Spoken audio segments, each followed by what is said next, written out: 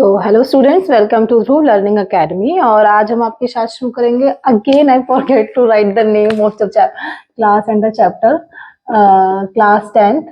ठीक है, चैप्टर हम 4 कर रहे हैं, कार्बन एंड इट्स कंपाउंड। तो अभी हमने जो है बहुत सारा इस वीडियो में कवर कराना है। हमने एलोट्रॉप्स भी पढ़ने हैं, हमने एनसीईआरटी का एक कॉर्नर भी करना है, हमें वर्सटाइल नेचर ऑफ कार्बन करना है और ऑर्गेन कंपाउंड्स के बारे में भी बताना है। तो मतलब हमें अपनी वीडियो में इसमें ज्यादा लंबी वीडियो ना करते हुए सब कुछ करते हुए आपको समझ में भी आ जाए, उसके लिए थोड़ा सा किया है कि इनके हमने टॉपिक्स के नाम लिख लिए कि हम ये करेंगे। थोड़ा सा ड्राइंग का वर्क मैंने कर लिया है ताकि मतलब बहुत ज्यादा लंबी वीडियो हमारी ना हो जाए और आप बोर ना हो जाए। तो अभी हम शुरू करते हैं हमारा सबसे पहले एलोट्रॉप्स ऑफ कार्बन। तो एलोट्रॉप्स ऑफ कार्बन में देखो, आपको पता है कि कार्बन के मेनली तो 3 एलोट्रॉप्स हैं। बाद में जो थर्ड इन्वेंट हुआ था, पहला है डायमंड, दूसरा है ग्रेफाइट, तीसरा है बकमिंस्टर फुलरेंस। ठीक है, आगे देखिए, वो उसका मैंने डायग्राम नहीं बनाया। अच्छा, उसका मुझे बनाना चाहिए था, I just skip from my mind. तो हम पढ़ रहे हैं डायमंड और ग्रेफाइट और बकमिंस्टर फुलरेंस। ठीक है, अभी तुम्हारा क्या है, पहले हम डायमंड के बारे में पढ़ लेते हैं। डायमंड क्या है, देखो डायमंड और ग्रेफाइट और ये मतलब बेसिकली ये क्या है, कार्बन के ही एलोट्रॉप्स हैं।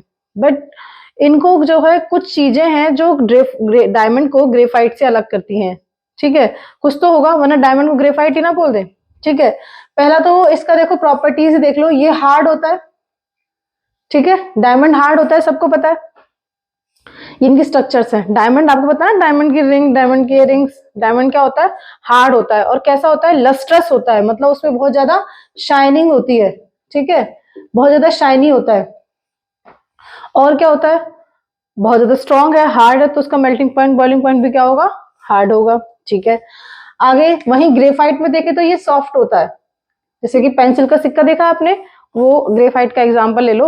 वो मतलब ऐसा नहीं है कि आप तोड़ नहीं सकते, आप पेंसिल का सिक्का हाथ से भी तोड़ सकते हो इजीली, एक बच्चा भी तोड़ सकता है। तो सॉफ्ट ही कहेंगे उसे। और स्लिपरी होता है, स्लिपरी मतलब आपने देखा होगा, ग्रेफाइट को ऐसे हाथ लगा के पेंसिल को अच्छी तरह शार्प कर लो, देखो वो स्लिपरी स्लिपरी सा होता है, तो स्लिपरी होता है। तो उसका मेल्टिंग पॉइंट, बॉइलिंग पॉइंट कैसा होगा, कम होगा। है दोनों कार्बन के ही एलोट्रॉप्स। बताया ना, कार्बन की जो स्ट्रक्चर है बेसिकली वो उसकी फिजिकल प्रॉपर्टीज को अलग करती है। अदरवाइज जो कार्बन है उसकी केमिकल प्रॉपर्टीज तो सेम ही है। ठीक है, ये दोनों है जो इसके एलोट्रॉप्स हैं इनकी। अच्छा, ये हो गया हार्ड, ये हो गया साइनी, ये हो गया सॉफ्ट और स्लिपरी। ठीक है, नेक्स्ट है तुम्हारा, इसमें ये भी कर सकते हो आप कि देखो कार्बन जो है जनरली नॉन मेटल है। सबको पता है ना, कार्बन जो है नॉन मेटल है। और नॉन मेटल क्या होते हैं, गुड कंडक्टर नहीं होते, किसके, इलेक्ट्रिसिटी के। ठीक है, वो आपने मेटल नॉन मेटल चैप्टर में पढ़ा होगा।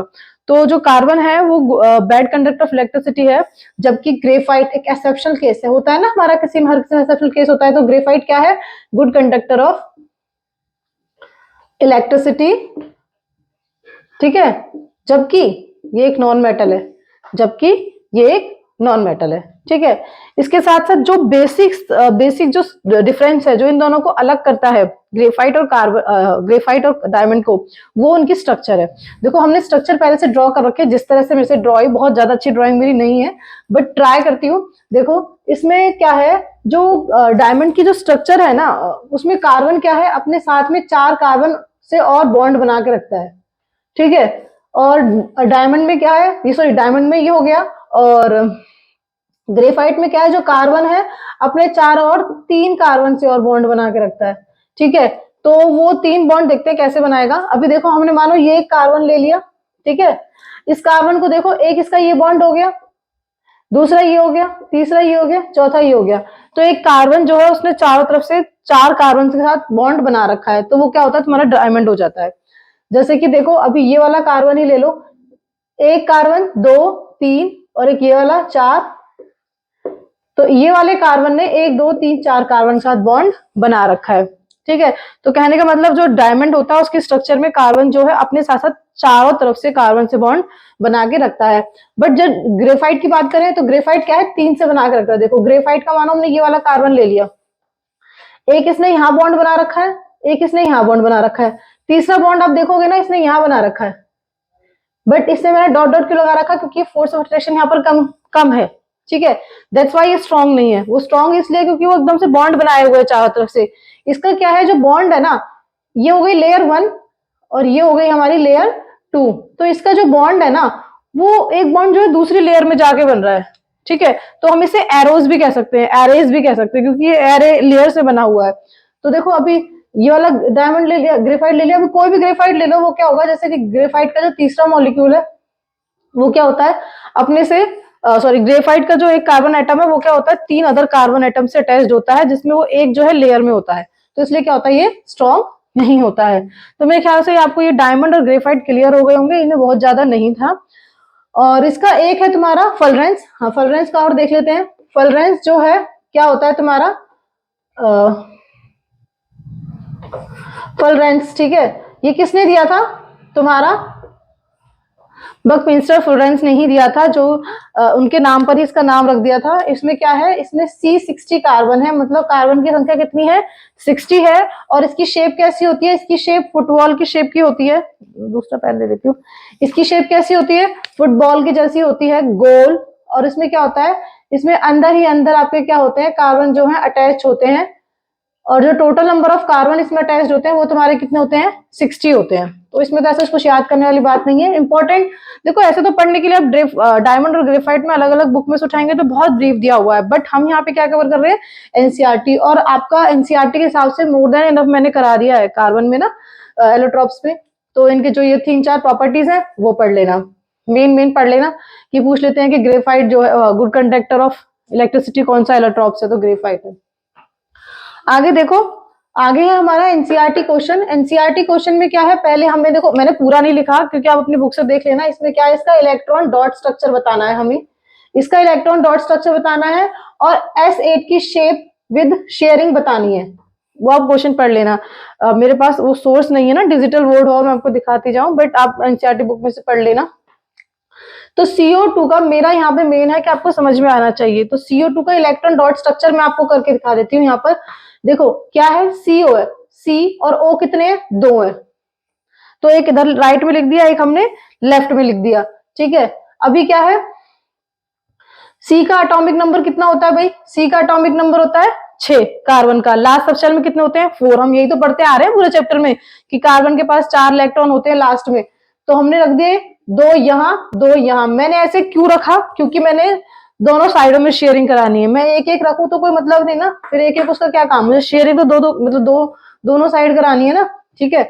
आगे देखो, ऑक्सीजन में कितने होते हैं, ऑक्सीजन का होता है 8। तो लास्ट सेल में कितने हो गए, 6, 2 और 6। तो 6 को मैं कैसे रखूंगी, 2 तो मैं यहाँ रखूंगी क्योंकि मुझे यहाँ शेयरिंग करानी है, बाकी मैं 2 कहीं भी रखूं, यहाँ एक एक रख दो, कोई आपको दिक्कत होनी नहीं चाहिए, ठीक है। अच्छा मैं इसको थोड़ा अलग से रिप्रेजेंट कर देती हूँ, इसको मैं क्रॉस से कर देती हूँ ताकि आपको जो है समझने में आसानी रहे, ठीक है। अच्छा देखिए, अब ऑक्सीजन के पास 6 है, 2 ये कार्बन से ले लेगा, इस ऑक्सीजन के पास भी 6 है, 2 ये इस कार्बन से ले लेगा। समझ में आया आप लोगों को। अब क्या है, कार्बन के पास 4 है, तो 2 ये यहां से लेगा और 2 ये इस वाले ऑक्सीजन से लेगा, हो गए 8। तो ये हो गया आपका O double bond C double bond O, ठीक है। नेक्स्ट देखो आपका S8 है। S8 के लिए मैंने क्या करना है, एक शेप बना ली जिसमें मैंने कार्बन को ऐसे अरेंज किया, ठीक है, 1 2 और ये 3।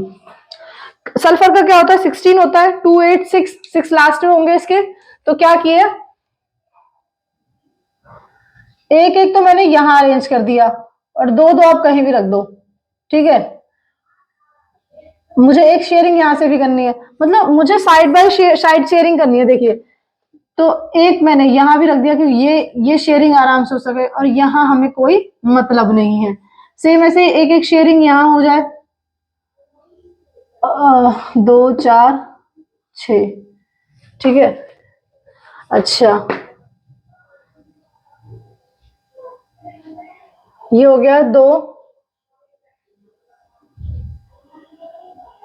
एक शेयरिंग यहाँ और ये, ठीक है। अच्छा इसकी शेयरिंग यहां से हो गई, एक यहाँ हो गया इसका, बाकी 2 हमें कहीं भी रखें कोई फर्क नहीं पड़ता। इसकी एक शेयरिंग यहाँ से और एक शेयरिंग यहाँ से, बाकी हम 2 कहीं भी रखें हमें फर्क नहीं पड़ता। सेम इसका एक शेयरिंग यहाँ से, एक यहाँ से, 2 कहीं भी रखें फर्क नहीं पड़ता। एक हो गया, एक एक की शेयरिंग ये हो गई, और एक एक की शेयरिंग 2 कहीं भी रखो। सेम ऐसे यहाँ, मतलब बेसिकली मैं बताना चाह रही हूँ, वही मुझे बता रही हूँ ना, मैंने पहला काम मैं प्री वर्क इसलिए कर रखती हूँ कि बोर्ड पे जो है बहुत लंबी वीडियो ना बन जाए और समझाने में थोड़ा हेक्टिक ना हो जाए। देखो मैंने जो है एस को ऐसे अरेंज किया है, 1 2 3 4 5, फिर 6 7 8, ठीक है। फिर मैंने जो एक साइड बाय साइड जो है सल्फर उनके एटम्स जो है बॉन्ड बना ले, बाकी को हमने कैसे अरेंज कर दिया। देखो जैसे मैंने इस वाले को इससे रखा था ताकि ये इससे बॉन्ड बना सके, एक ये बॉन्ड बन गया, एक ये बॉन्ड। अच्छा मैं कोई और कलर यूज कर लेती हूँ तो तुम्हें ज्यादा ढंग से समझ में आएगा। देखो एक बॉन्ड ये बन गया, एक बॉन्ड ये बन गया, एक ये, ठीक है।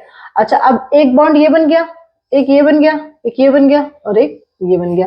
देखिए जिस हमने एक एक को साइड में रखा था वो तो बॉन्ड में ऑक्यूपाइड हो गए, बाकी जो हमारे दो दो थे, मतलब ये भी दो ही होंगे, 4 6, 2 4 2 4, ठीक है, वो हमारे एक्स्ट्रा पड़े हैं। तो ये हो गई हमारी एसिड की शेप। समझ में आया इतना, ठीक है। तो अभी हम नेक्स्ट करते हैं वर्सटाइल नेचर ऑफ कार्बन। तो अभी हम कर लेते हैं हमारा वर्सटाइल नेचर ऑफ कार्बन, ठीक है। तो पहला आता है इसमें कैटिनेशन, ठीक है। दूसरा आता है टेट्रावेलेंसी। देखो बहुत ही आसान है। कैटिनेशन का मतलब क्या होता है कि श्रृंखला बनाना, कि एक कार्बन जो है दूसरे कार्बन के साथ अटैच होता है। ये प्रॉपर्टीज होती है कार्बन में कि कार्बन जो है ना वो अपने साथ एक लंबी चेन भी बना सकता है, चाहे फिर वो एक स्ट्रेट चेन हो, चाहे फिर वो आपकी आइसोमर्स में हो, मतलब कहने का मतलब ब्रांच हो। कार्बन जो है उसमें इतनी टेंडेंसी है, कैटिनेशन का मतलब है carbon has the tendency to connect to bond with the other carbon atom whether it in a straight line और इन अ स्लैंट लाइन और इन अ आइसोमर्स, ठीक है। ये हो गया आपका कैटिनेशन। आगे है आपका टेट्रावेलेंसी। टेट्रावेलेंसी का होता है कि टेट्रा मतलब क्या होता है, चार। टेट्रा मतलब क्या होता है, चार। वैलेंसी मतलब जो उसमें जितने उसमें इलेक्ट्रॉन वैकेंट रह गए हैं, खाली रह गए हैं। तो कार्बन की जो it is the tendency that the carbon has 4 valence electron in its last shell, in its last shell, ठीक है। इतना समझ में आया। ओके नेक्स्ट है हमारा organic compound. Organic compound, organic compound क्या होते हैं, दो तरह के होते हैं, सैचुरेटेड और अनसैचुरेटेड, ठीक है। सैचुरेटेड और अनसैचुरेटेड समझो, देखो संतृप्त और असंतृप्त इन्हें बोलते हैं। अच्छा इनका मैं हिंदी में बताना भूल गई, अभी आते हैं उस टॉपिक पर, बाकी तो सब मैंने हिंदी साथ साथ बताया है ना। हाँ तो सैचुरेटेड यानी कि संतृप्त और अनसैचुरेटेड यानी कि असंतृप्त। देखो हमने जो हमारी फर्स्ट क्लास है आप देखोगे तो हमने सिंगल बॉन्ड, डबल बॉन्ड और ट्रिपल बॉन्ड के बारे में पढ़ा है। तो कार्बन की ऐसी टेंडेंसी जिसमें वो सिंगल सिंगल बॉन्ड का शेयर करता है तो वो सैचुरेटेड कहलाता है, sharing of single bond, sharing of single bond. और अनसैचुरेटेड क्या होता है कि शेयरिंग जहां पे क्या हो, डबल बॉन्ड की हो और ट्रिपल बॉन्ड की हो। यानी कि संतृप्त कार्बन कंपाउंड उन्हें कहते हैं जिनमें एकल आबंध की शेयरिंग हो। अनसैचुरेटेड होते हैं जिनमें डबल यानी कि द्विआबंध और त्रिआबंध की शेयरिंग हो। अब एक शेयरिंग के लिए मैंने एग्जांपल C2H4 करके दिखाती हूँ आपको, बहुत ध्यान से समझिएगा इसको। देखिए मैंने लिया है C2 यानी कि मैंने लिए हैं 2 कार्बन, ठीक है, और लिया है H4। एक एच यहां ले ले, एक एच यहां ले ले, एक एच यहां ले ले, एक यहां एच ले ले। मैंने ऊपर नीचे लिए हैं, आप साइड में भी ले सकते हो, एक मतलब आप इधर उधर भी ले सकते हो, कोई दिक्कत नहीं। यहाँ तो नहीं ले सकते ना बीच में, बाकी आप एक यहाँ ले ले, एक यहाँ ले ले, कोई दिक्कत नहीं है, ठीक है। तो मैंने ले लिए हैं ये आपके ब्लैक का कवर कहाँ गया, कोई नहीं बाद में देख लेंगे। तो कार्बन का क्या होता है, हम पढ़ते जा रहे हैं, टेट्रावेलेंसी है, लास्ट में क्या होते हैं, 4 इलेक्ट्रॉन होते हैं, ठीक है। तो मैंने एक रख दिया यहाँ, एक रख दिया यहाँ, एक यहाँ, क्योंकि मेरे को देखो तीनों तरफ शेयरिंग करानी है। मुझे पता चल रहा है यहाँ तो कुछ नहीं है, यहाँ तो मैंने शेयरिंग करानी नहीं है। और ऊपर नीचे है, मुझे पता है कि हाइड्रोजन की शेयरिंग होती है और हाइड्रोजन में कितने वैलेंस इलेक्ट्रॉन होते हैं, 1। तो एक एक यहाँ रख दिए, बचे हुए 2 में यहाँ रख दूंगी, ठीक है, हो गया। अभी नेक्स्ट देखो, सेम ऐसे ही, सेम ऐसे एक एक यहाँ रख देंगे, 2 2 यहाँ रख देंगे, ओके। हाइड्रोजन के पास कितने आपको पता ही है, 0 0 सॉरी 1 1 है, ठीक है। अब हम इसकी शेयरिंग करेंगे, I have to change marker ना, तो समझ में आ जाएगा आपको बहुत ढंग से।